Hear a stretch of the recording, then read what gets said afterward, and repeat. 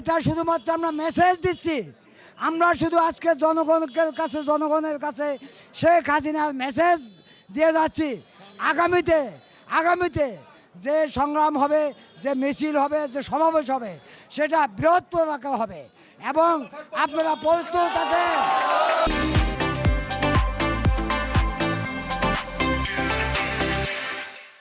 এই গণমানুষের নেতা নেত্রী জননেত্রী শেখ হাসিনা তাকে ষড়যন্ত্র করে এই বাংলার মাটি থেকে তাকে বিদেশের মাটিতে দায়িত্বে বাধ্য করেছে।